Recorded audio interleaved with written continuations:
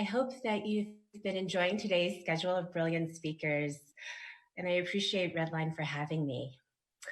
These virtual talks are a bit trippy for me. I desperately miss the physical energy of speaking to audiences in person. Hopefully, this period of distance won't last too long and we'll be able to play together again. Today, I have no slideshow. For this presentation, I would like your imagination to be the slideshow, which is always best. Nothing beats our imagination. Please feel free to close your eyes and journey with me. Let's first take a quick pause.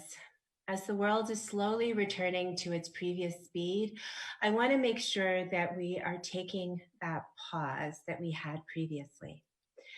It's necessary and healthy.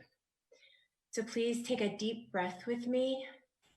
I want you to inhale all the beautiful energies surrounding you and exhale all the tension from today, this morning, this evening, and stretch it out a bit.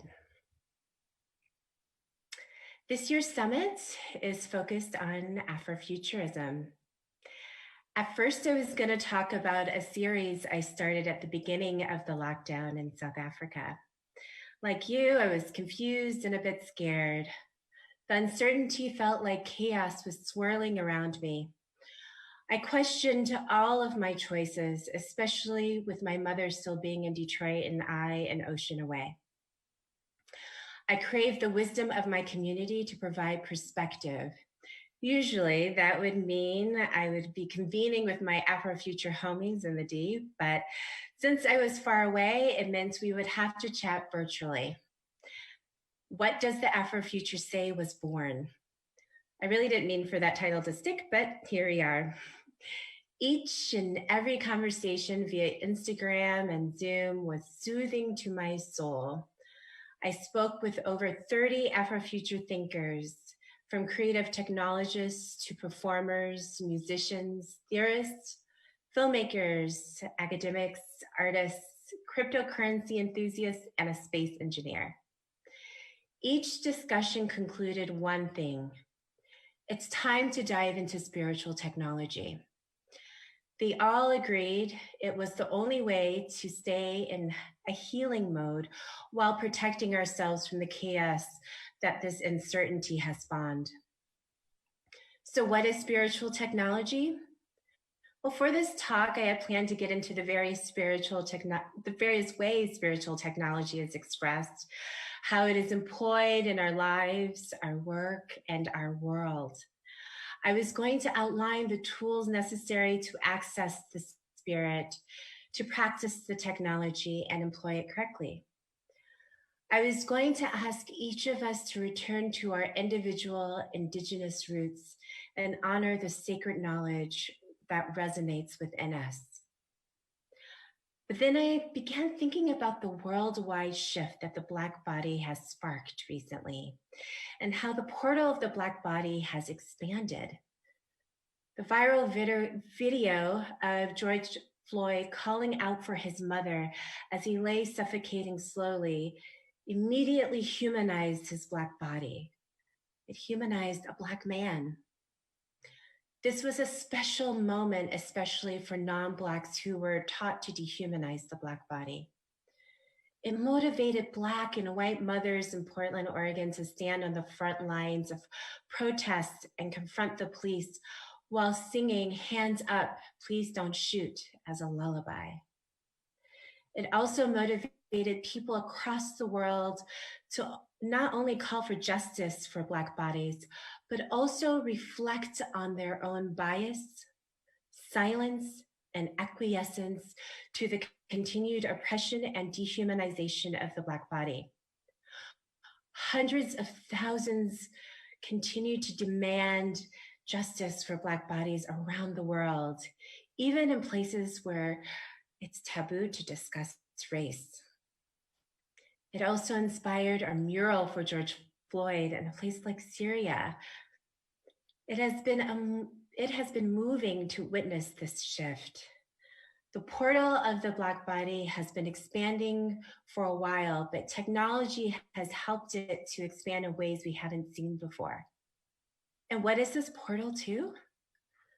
The Black body as a portal is a transformational space where the hate and ignorance transitions into compassion, and a higher vibrational space can be accessed. And then Black is King comes out, and it begins with the imagery of the Dogon cosmology, a form of mysticism that Afrofuturism holds dear and often serves as a foundation to our theories. African traditional spirituality was centered in Beyonce's film, and it was super fascinating to watch.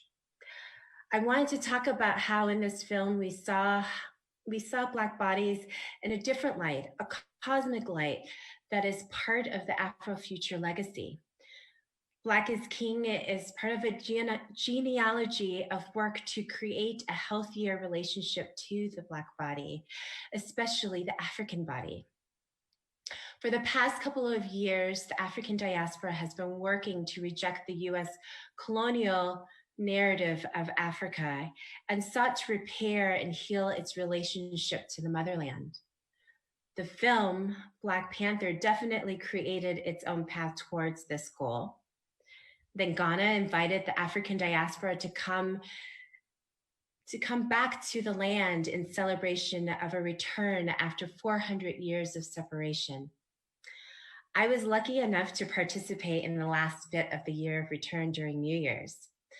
We danced to Afrobeat until the morning, literally. Rooms and rooms filled with just Africans and the diaspora, sweating Black bodies, dancing and talking and laughing and loving on each other. The vibration was high. It was the most soul-satisfying collective joy I've ever experienced. Black is King seems to have pulled from that joy and extended it to help us to keep and grow this connection. The Afrofuture is definitely here.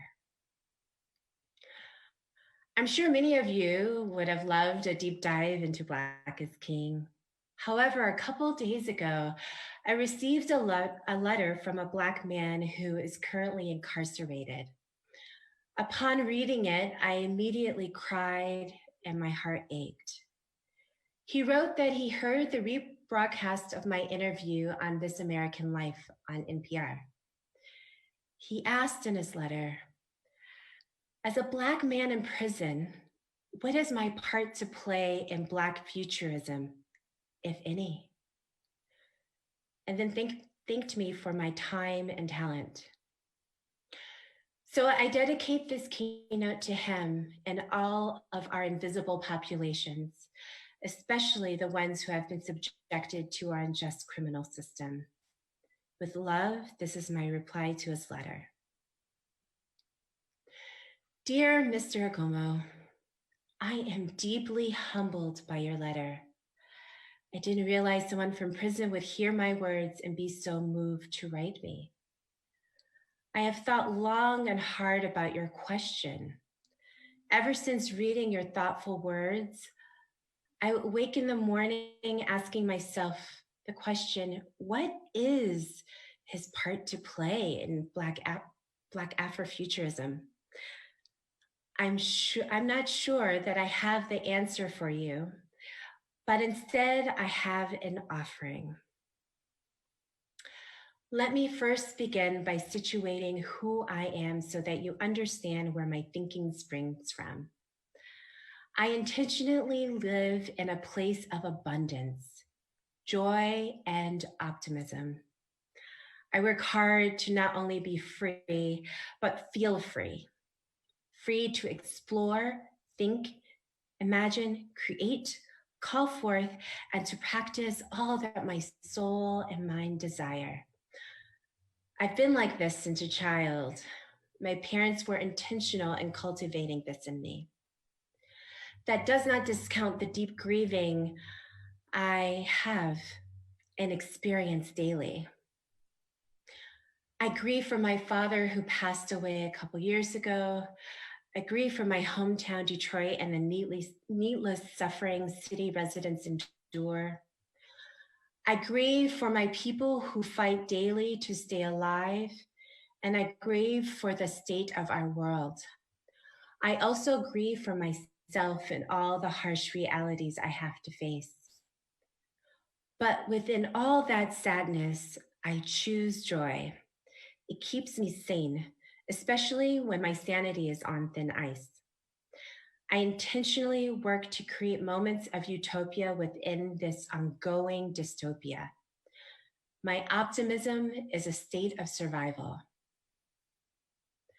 I write from Johannesburg.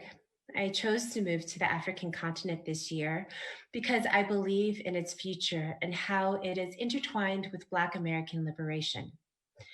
This investigation and belief is what motivates my work, which you have recognized. Thank you.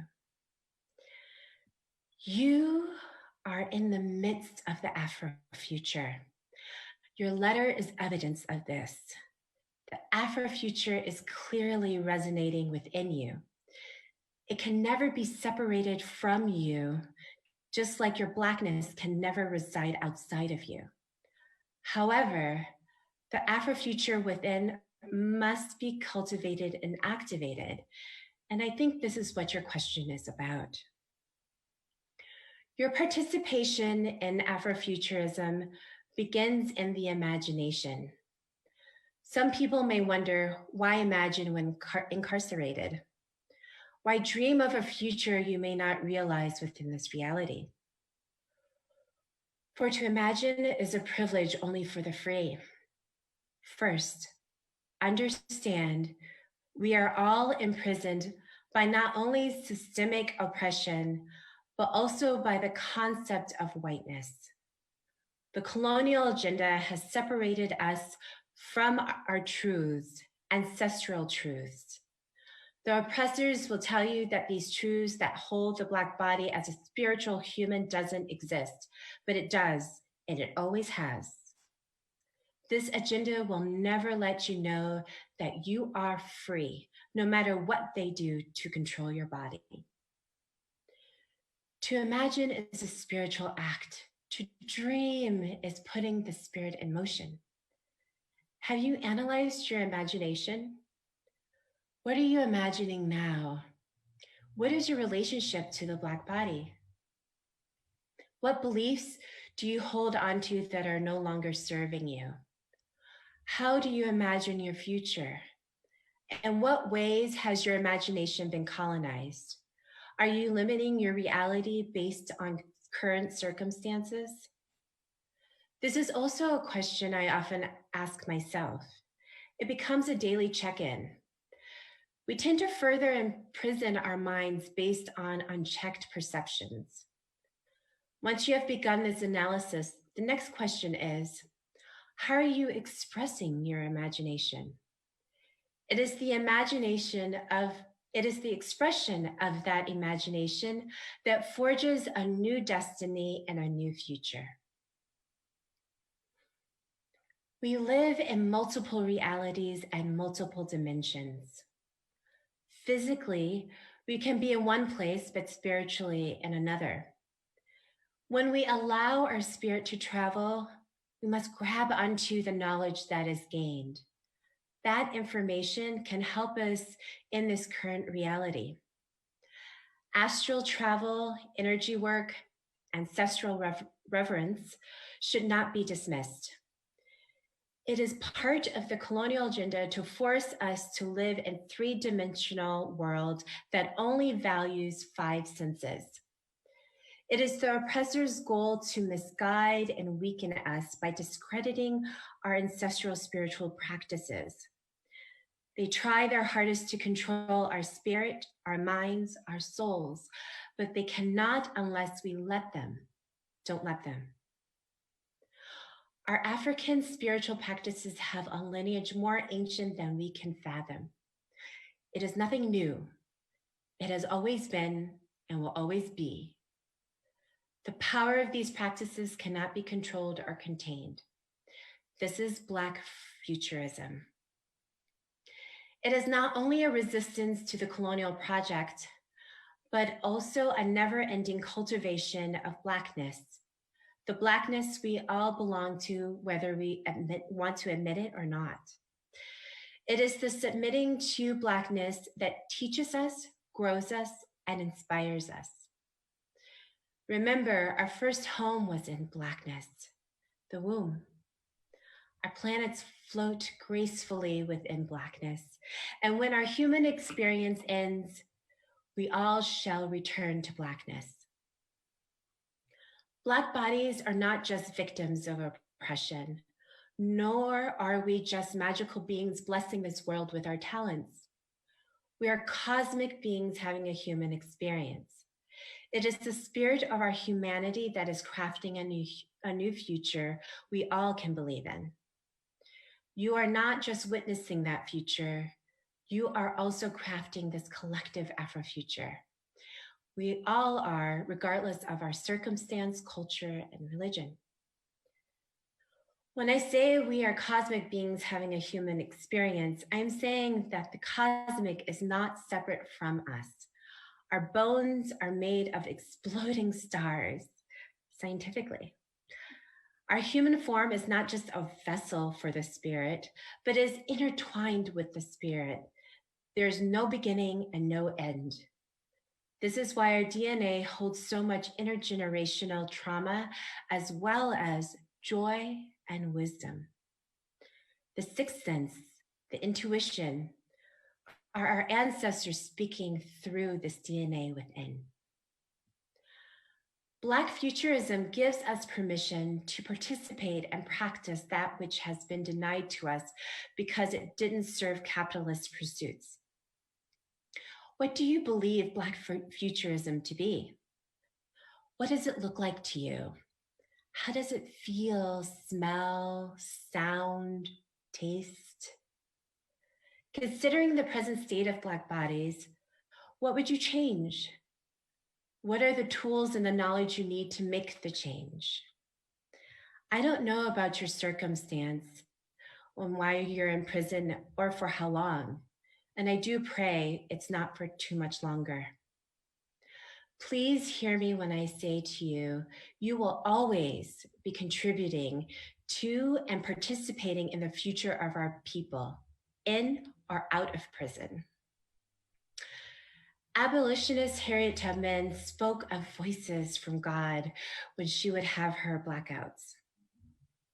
We could suppose she was psychic, or it was the ancestors guiding her. Whatever we call it, she did not dismiss those visions and instead used them to help free hundreds of enslaved humans.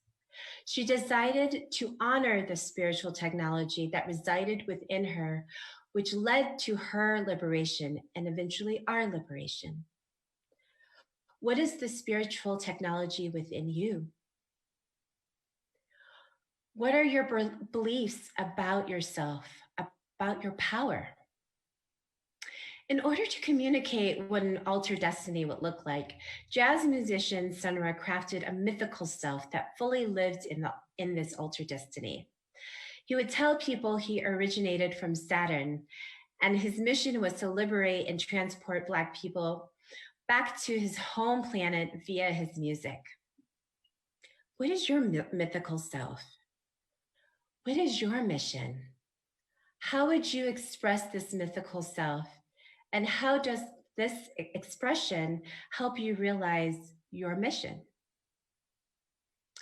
Never be afraid to think outside the box.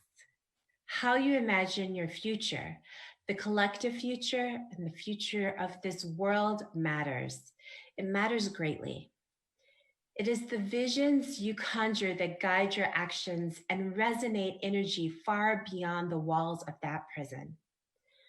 What you do with those visions is powerful, and what you don't do is just as powerful.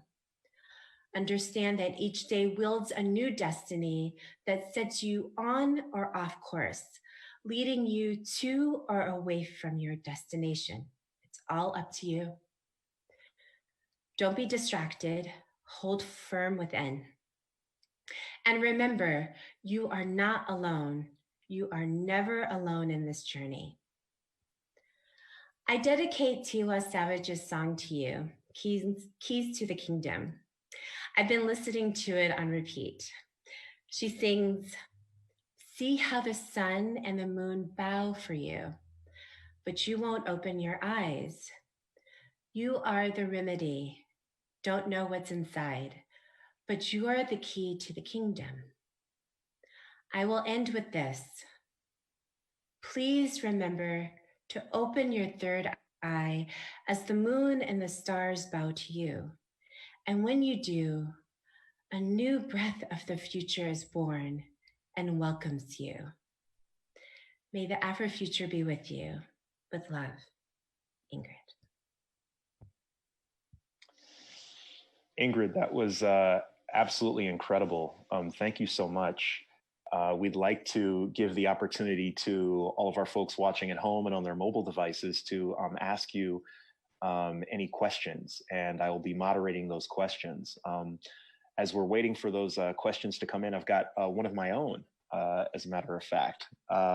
So, I mean, I've got quite a few. You opened up a lot of astral planing, as my sister Ashara, who's watching right now, also said. Right now, we've been hearing a lot of conversations in the States here about the Black Monolith, especially when it comes to politics and how we only see things one way. When it comes to Afrofuturism, can you kind of elaborate and speak on the multiple different types of views and ideas around like spirituality and around emotion, around technology that Afrofuturism helps us with in not being so monolithic as a group? Yes, I mean, that's one of the things that I love about Afrofuturism. It redefines Blackness and opens it up so much that you almost can't define it any longer. And that's the freedom of it. And, you know, through my series, it was interesting. Every single person defined Afrofuturism differently. Everyone, based on that definition, has a different relationship to Afrofuturism. And I think it's all okay. I was never offended if someone, a guest that I interviewed was like, "I'm not really into Afrofuturism. I'm not an Afrofuturist." That's fine. I don't think that it really is a black and white. I'm not really into the binary. It's a place for Black bodies to just be, for God's sakes. We need a safe place to just be, and to explore and to go where our soul is calling us. And that is my favorite part about the Afrofuture space, is that level of freedom. Wow. Okay. Thank you for that. Another question that we have is, who are your top 5 Afrofuturists? Could be any genre: music, film, authors. I know that's tough, right? Like Biggie, Pac. Whoa. Okay, so what first came to mind, I'm really into the creative technologists. So I'm really into Stephanie Dinkins. She's an artist who is working with artificial intelligence. I really love Onyx Ashanti. He's my brother. He is into 3D printing, neural networks, just decentralized production, and how that really can support and fortify our communities. And I'm really into decentralization. Who Fears Death is my favorite book by Nadia Korfor.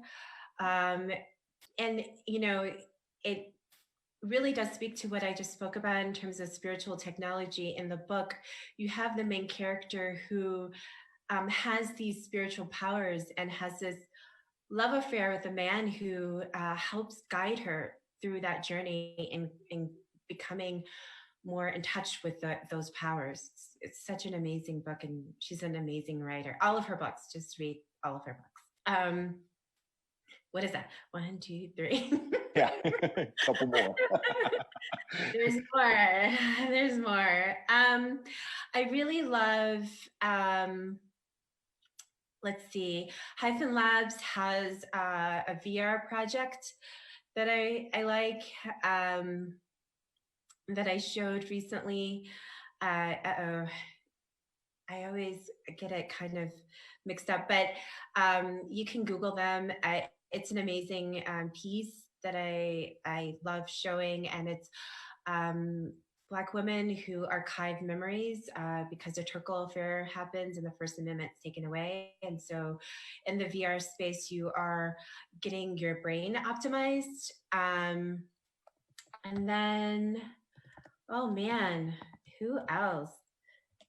And Dinkanesh. She's not, she's not necessarily an Afrofuturist. Oh, Hyphen Labs project is neurospeculative Afrofeminism. Dinkanesh is the bones, the name of bones that are 3.5 million years old. They were found in the far triangle region of Ethiopia, and she's a Black mother of us all. So I just always love recognizing her because I think it's important that we remember that we all come from a Black woman's womb. Wow. Excellent. I mean, there were some things in there that I completely did not understand.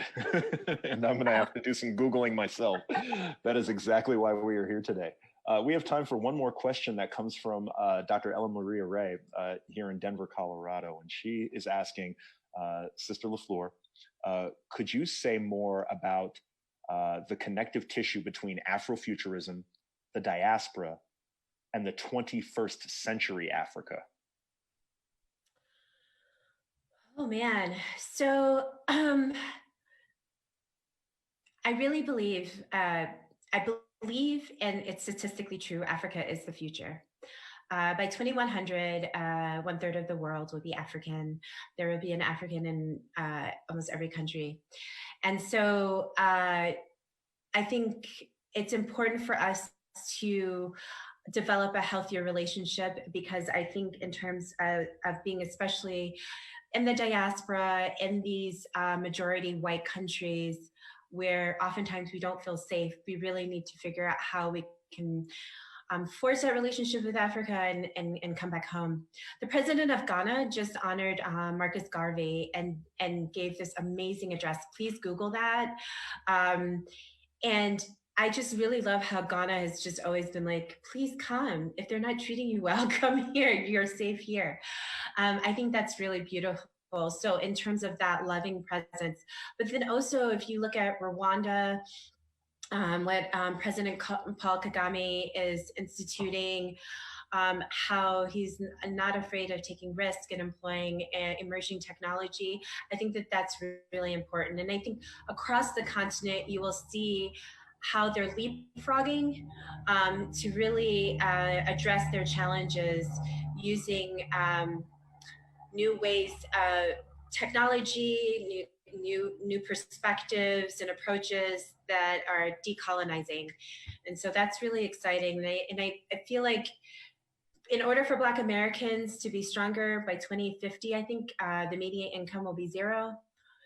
So in order for us to be stronger, we really have to, in the African diaspora, come together and become stronger, and then also really help and participate humbly in the strengthening of the African continent.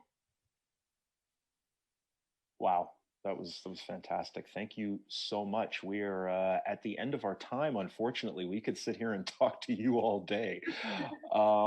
Thank you. Are there any other final thoughts or ideas that you would like to share with our audience about either your work or the work of Afrofuturism in general?